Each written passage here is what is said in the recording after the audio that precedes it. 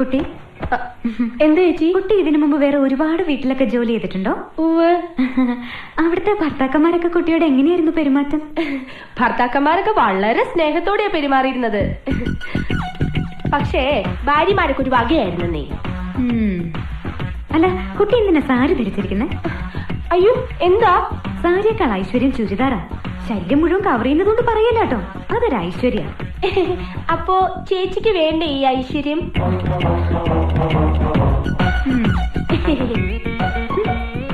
അതെ.